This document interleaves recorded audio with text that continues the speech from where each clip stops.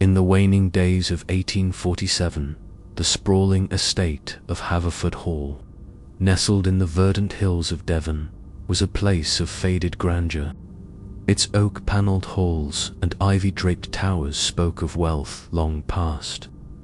But the current occupants, the widowed Lady Beatrice and her modest household, lived frugally, their fortunes dwindled by years of mismanagement. Among the staff were 3 young maids, Lillian, Rose, and Clara, cheerful girls who shared a cramped attic bedroom, and Samuel, the estate's loyal coachman, a burly man with a kind heart and a skeptic's mind. One stormy November night, as rain lashed the windows and thunder rattled the eaves, the maids huddled in their attic room, their candle casting jittery shadows on the plaster walls. They were trading ghost stories, half laughing, half shivering, when Lillian's voice faltered mid-sentence. The air grew heavy, the candle flame dimmed, and there, at the foot of their bed, stood the figure of an old man.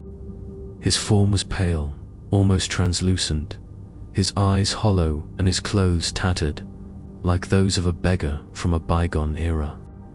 He said nothing, only stared, his gaze piercing through the girls as if searching for something beyond them. The maids screamed, their voices echoing through the hall. Clara fainted, Rose clutched her rosary, and Lillian bolted for the door, rousing the household. Lady Beatrice, roused from her sleep, dismissed their tale as hysteria, but Samuel, who'd grown fond of the girls, saw the terror in their eyes. "I'll sleep in the attic tonight," he declared, his voice firm. "If it's a ghost, I'll face it. If it's a trick, I'll catch the culprit." The maids, too frightened to return to their room, spent the night in the kitchen, whispering prayers. Samuel, armed with a lantern and a stout walking stick, settled into the attic, the maid's narrow bed creaking under his weight. He scoffed at the idea of ghosts, half expecting a rat or a draft to explain the girl's fright. The storm raged on, the wind howling like a chorus of lost souls. Midnight passed, and Samuel's eyelids grew heavy. Then a chill crept into the room, sharper than the November air. His lantern flickered, and there, in the same spot where the maids had seen him, stood the old man. His face was gaunt, his eyes burning with an urgency that rooted Samuel to the spot. No sound came from him, but his bony hand beckoned, a silent command to follow. Samuel's skepticism wavered, but his courage held. "Lead on, then," he muttered, gripping his stick. The ghost glided through the door, down the creaking stairs, and into the depths of Haverford Hall. Samuel followed, his lantern barely piercing the darkness, as the figure led him to a part of the house rarely visited, a damp, cobwebbed cellar beneath the east wing. The air was thick with the scent of mold and earth, and the ghost paused before a massive flagstone set in the floor. It pointed, its skeletal finger trembling, and Samuel understood. The stone looked immovable, a slab fit for a giant, but when he tugged at it, it lifted as if made of paper, revealing a hollow beneath.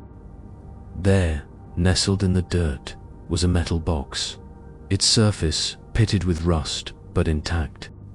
Samuel pried it open, his hands shaking, and gasped. Inside gleamed coins, gold and silver, more than he'd seen in his lifetime, alongside a handful of tarnished rings and a locket etched with a crest he didn't recognize. The ghost watched, its expression softening, and then, with a faint sigh like wind through dry leaves, it dissolved into the shadows. The cellar warmed, the oppressive weight lifted, and Samuel was alone. He hauled the box to Lady Beatrice at dawn, his story spilling out in a rush. The maids, wide-eyed, confirmed the ghost's appearance, and the household buzzed with awe. The treasure, when counted, was enough to restore Haverford Hall's fortunes and more. Samuel, though offered a share, took only enough to buy a small cottage and a plot of land, insisting the rest belonged to the estate. Lady Beatrice, grateful, ensured he was honored as a hero. The ghost was never seen again. Villagers speculated about its identity, a long-dead Dinham ancestor, perhaps, or a thief who'd hidden his spoils and died before reclaiming them. The maids, now sleeping soundly in a refurbished wing, swore the old man had chosen Samuel, trusting him to end some ancient unrest. As for Samuel, he rarely spoke of that night, but when pressed, he'd smile and say, "Some debts are paid in gold, some in peace." I reckon he got both. Haverford Hall flourished once more, its halls bright with new life. Yet, on stormy nights, the folk of the nearby village would glance at the manor's darkened windows, half expecting to see a pale figure watching. The tale of the ghost and the treasure became a Devon legend, told to warn of greed and to honor the courage of a coachman who followed a spectre into the dark and found a fortune. Many thanks for treading this tale's dark path. If its chill gripped you, like, subscribe, and comment below.